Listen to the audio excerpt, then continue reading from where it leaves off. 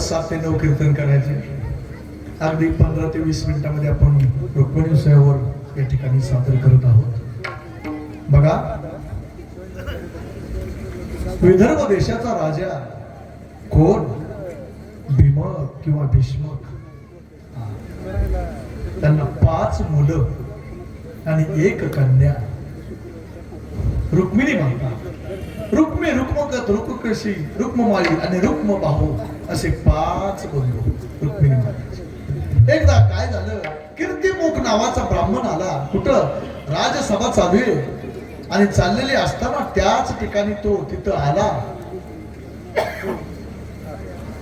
आणि भगवान परमात्मा श्रीकृष्णाचं वर्णन करू लागला. आणि असं भगवान परमात्म्याचं वर्णन केलं, इतकं वर्णन केलं. तो कसा आहे भगवान परमात्मा? राजस सुकुमार मदनाचा पुतळा. राजस सुकुमार मदनाचा पुतळा. रवी शशी कळा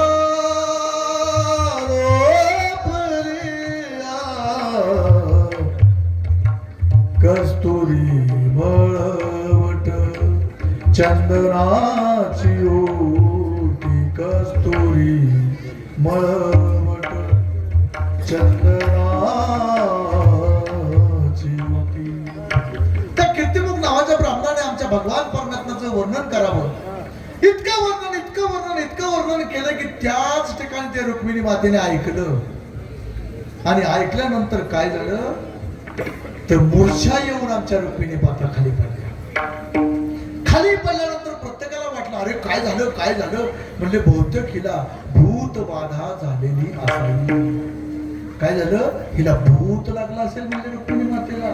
आणि सांगा, भूत लागलं होतं का? लागलंच होतं. पण कोणतं भूत लागलं होतं? पंढरीचे भूत.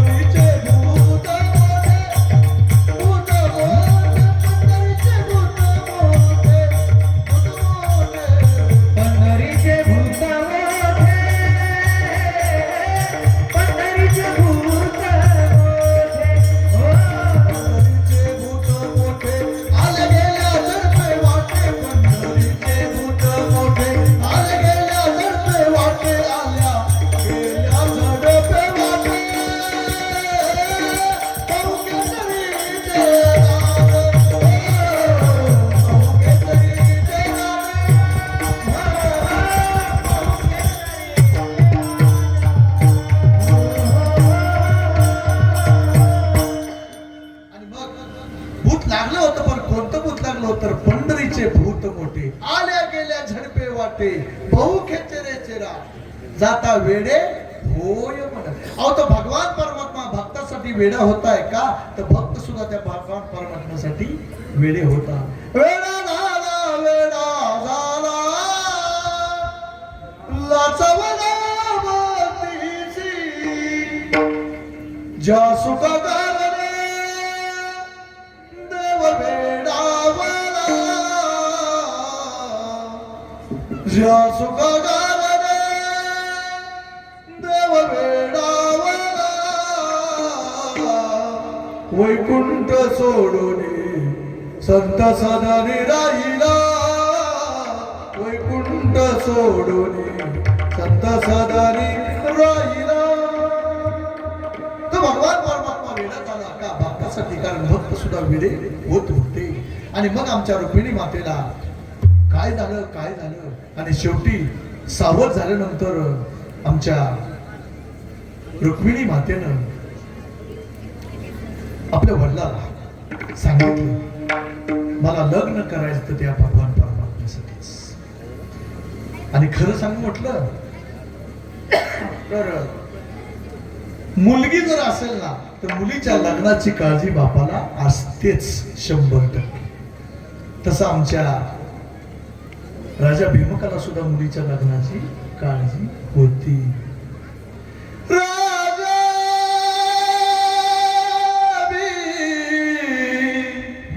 मकरुत मिळेस नयनी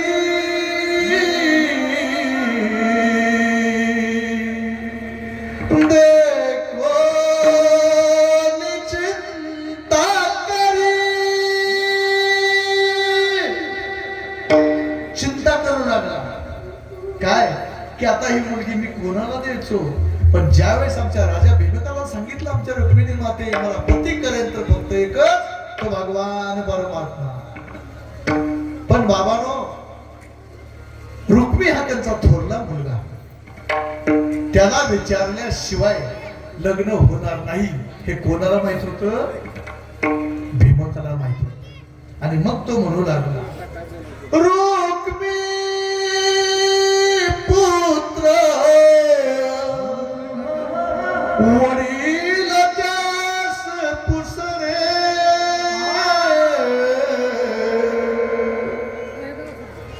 त्याला विचारल्याशिवाय काही चालणार नाही. मग रुक्मीला बोलवलं. सांग म्हणले आपली आता मुलगी किंवा तुझी बहीण रुक्मिणी उपवर झालेली तर तिचं लग्न करायचंय ना? हो. मग पती शोधावा लागेल ना. त्यावेळेस रुक्मी सांगतोय पती शोधलेला आहे मी. अरे पती शोधला? कोण? शिशुपाल.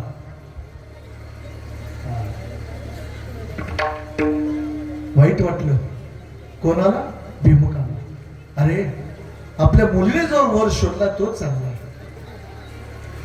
पण आपलं काही चालत नाही. आणि रुक्मिणी मातेला समजलं की आपला बंधू आपलं लग्न शिशुपालाबरोबर करायचं म्हणतोय. पण बाबांनो त्या भगवान परमात्म्याशी मन जुळलेलं होतं आमच्या रुक्मिणी मातेचं. मग आता करायचं काय? माझं जर लग्न त्या शिशुपालाबरोबर झालं तर मी प्राणत्याग करेन. पण भावाच्या पुढे काही चालत नाही. मग आता शेवटी पर्याय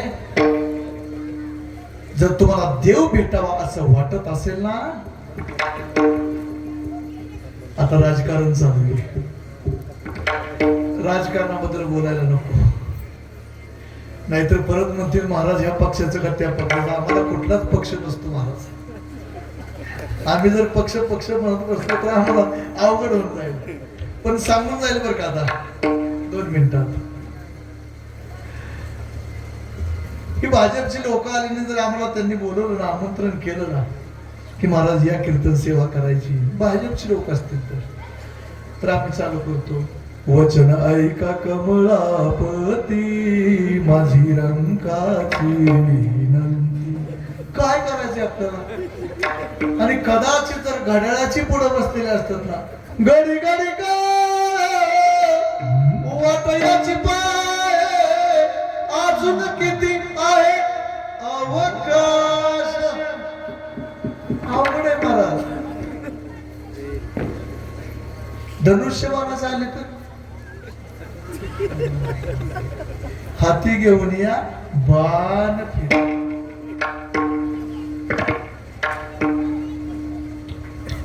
हातावरी हात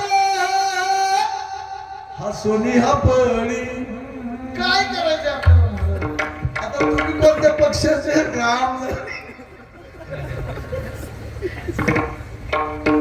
अवघड आहे हो. आमचा एकच पक्ष वारकरी. आनंद आहे महाराज. चांगलं काम करणारच आपल्याला निवडून द्यावं लागते महाराज.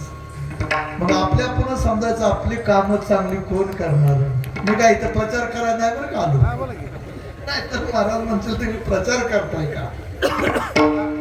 आणि एखादा अपक्षच आला पुढं देश वेश नव्हे काही सहज फिरत आलो. लागला तर लागला ठेपा तर नका करा. नाही जाऊ कडे महाराज लय अवघड. चला कुठवर होतो आपण आता मगाशी तिघेला विसरून तिकडे. म्हणजे असलं चांगलं चालू झालं ते ऐक वाटतं वार. लय वेगळं वार आहे महाराज. इलेक्शन चालू सांगूच नका. 3 वाजता आंघोळ करते नाही महाराज. काय काय पट्टी करा.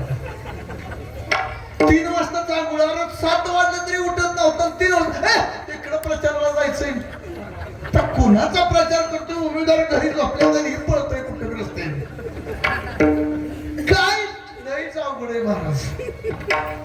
येऊन कशाचं येणार? उठ उठ नीट झोपीत तरी उठ. झोपीतच येऊन येणार कोण? सावधच नाही ती माणसं. काय काय बिगर त्याच्या आधीच बेसावत. चला असू द्या. काय असलं म्हटलं तुम्हाला म्हणतात रातभर चालू.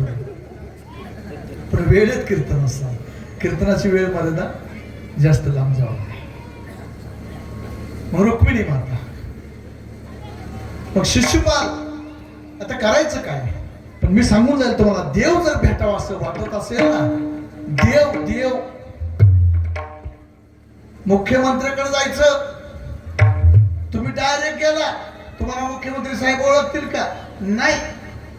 मग तर अगोदर कोणतरी आमदार तालुक्याचा, कोण खासदार, कोण कोण त्यांना घेऊन जावं लागेल त्यांच्या बोटाला धरून.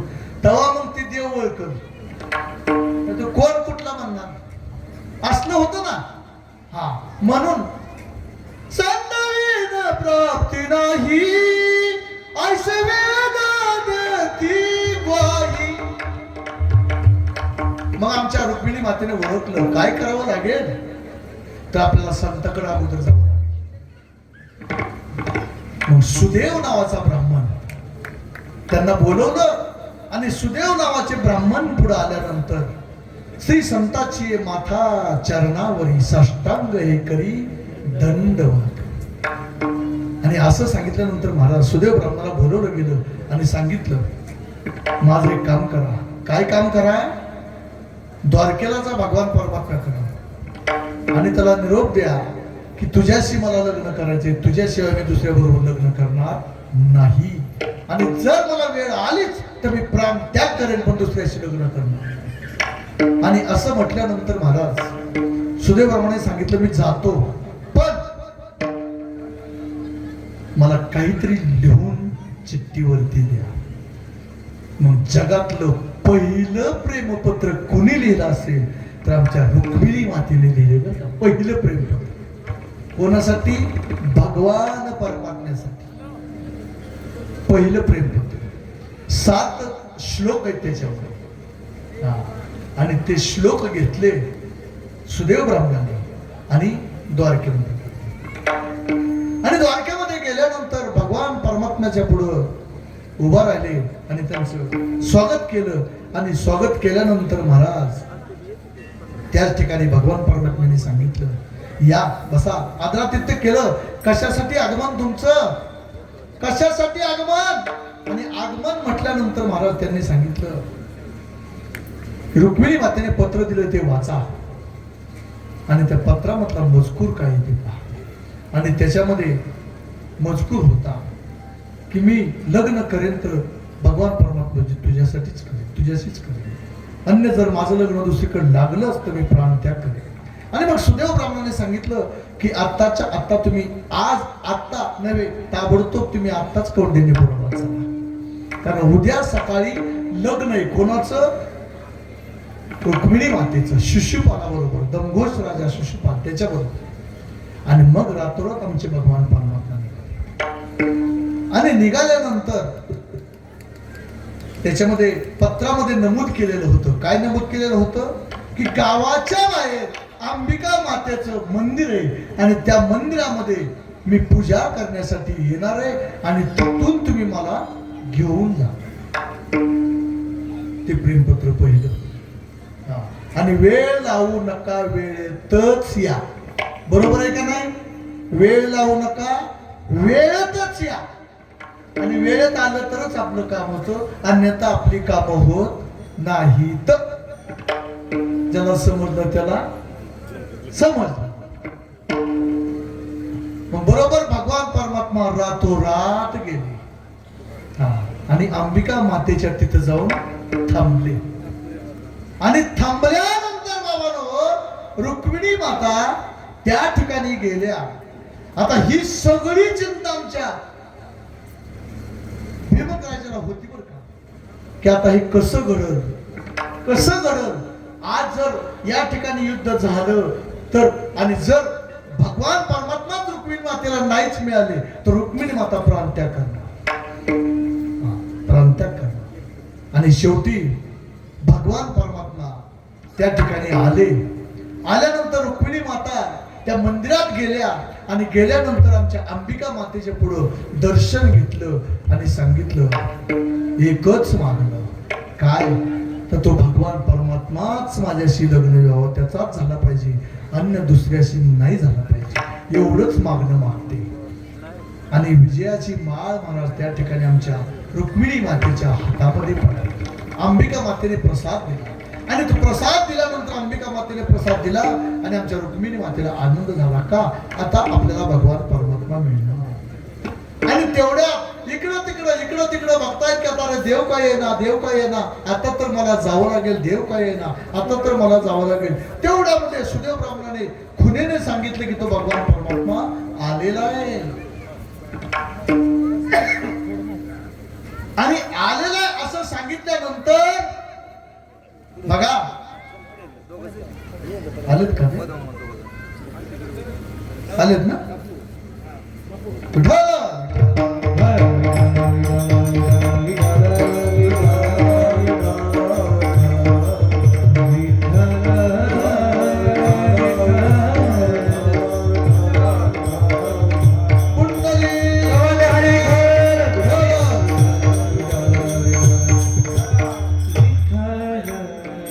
ज्याला वेळेचं महत्व आहे ते वेळेतच आले बर का. ज्याला वेळेचं महत्व कळलं ते वेळेतच आले. म्हणून आपण सुद्धा वेळेकडे लक्ष ठेवा. असं भगवान परमात्म्याला आमच्या रुक्मिणी मातेने सांगितलं होतं की तुम्ही सुद्धा वेळेत या. तुम्ही जर वेळेत नाही आला तर माझं लग्न त्या शिशुपाला बरोबर होईल. म्हणून कुठलीही गोष्ट वेळेमध्येच असावी. चला, त्याला कळलं, त्याला कळलं. आणि मग बाबानो त्याच ठिकाणी रुक्मिणी मातेला आमच्या भगवान परमात्म्याने उचललं आणि द्वारकेला घेऊन चालले. आणि मग त्याच्या पाठीमागे शिशुपाल आला, रुक्मी आला. आणि हे सगळे आल्यानंतर मग त्याच ठिकाणी रुक्मीचा खूप काही अपमान केला. कुणी? आमच्या भगवान परमात्म्याने. त्याला हरवलं, त्याच्या डोक्यावरती केसाचे पट्टे काढले, काय त्याचं नको नको त्याचं ते सगळं विद्रूप करून टाकलं आणि त्याला माघारी लावलं. आणि लावल्यानंतर महाराज परत हा लग्न सोहळा मला उरकावं लागेल. आणि हा लग्न सोहळा कोणाचा होता? तर त्या भगवान परमात्म्याचा होता. आणि तो कसा होता महाराज? या पंढरपुरात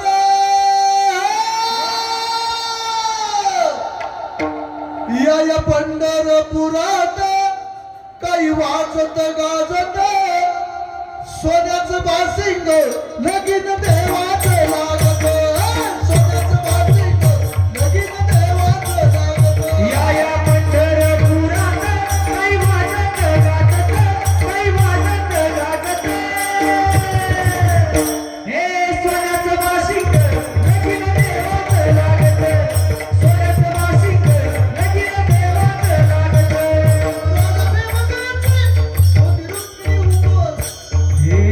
भीमकाची होती रुक्मिणीवर लिहून पत्रिका दिली देशोदेशावर माझ्या भीमकाची होती रुक्मिणीवर लिहून पत्रिका दिली देशोदेशावर टाळ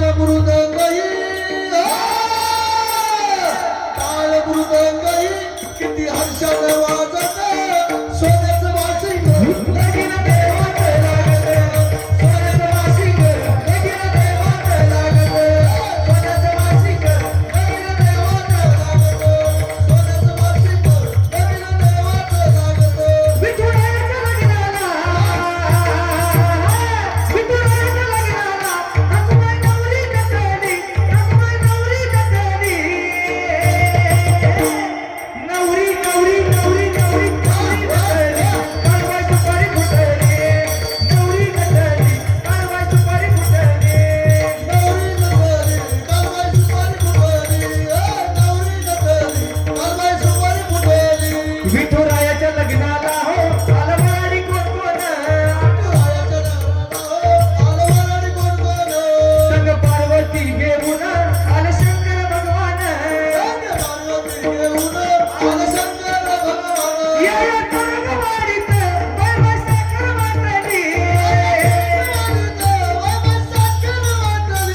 नवरी नवरी नवरी नवरी नवरी नटली कालवाई सुपारी फुटली नवरी नटली कालवाई सुपारी फुटली नवरी नटली कालवाई सुपारी फुटली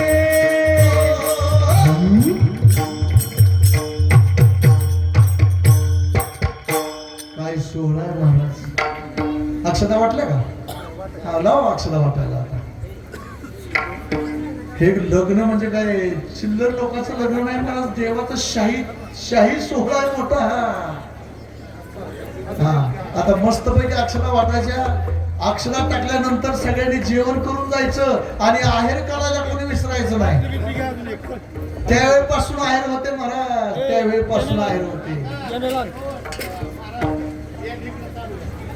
वा वा यादी इकडे चालू आहे हा डाव्या हाताला उजव्या हाताला ते कुठं कुठं चालू आहे तुम्ही ठरवून घ्या आहेर दिल्याशिवाय कुणी जायचं नाही जेवण्याचं काय जेवण्याचं परत बोलून असं काय नाही हा जेवण अगोदर आणि नंतर आहे आता काय झालं खरं सांग का अर्धा पाऊण तास झाला असा वास येतोय की मला कीर्तन सुरू वाटले बघा तो भगवान परमात्मा जर मिळवायचा असेल ना बाबानो तर आपल्या अंतकरणामध्ये पांडुरंग परमात्माच पाहिजे म्हणून आमचे श्रीमंत तुकोबराय सांगतात अनेक दुसरे मज नाही आता नेमिले या चित्तापासून या माझ्या सतत ध्यानामध्ये मनामध्ये कोण आहे तर पांडुरंग ध्यानी पांडुरंग म्हणी दिन रजनी अचिदंता दिन रजनी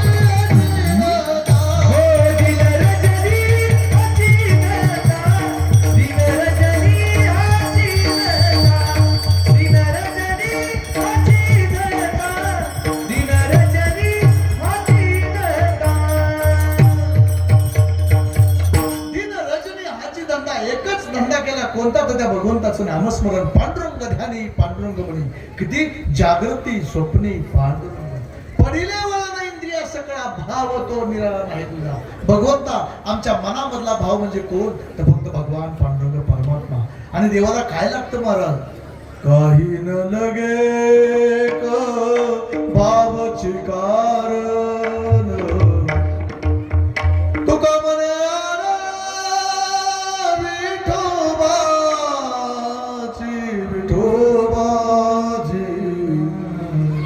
तर देवाला काही लागत नाही मला. फक्त अंतरीची घेतो गोडी पाहे जोडी भावाची. आणि शेवटी तुकोबरा सांगतात की तुका म्हणे नेत्री केले ओळखन आणि तटस्थ हे ध्यान विठे. आणि अशी अवस्था आमच्या रुक्मिणी मातेची झाली होती. आणि म्हणून रुक्मिणी मातेला भगवान परमात्मा मिळाला. आता मंगला हे सगळ्यांना भेटलं का? अक्षर भेटलं का? तर आता सगळ्यांनी जागेवरती उभं राहा. एक मंगल अष्टिका होईल आणि मंगल अष्टिका झाली की सगळ्यांनी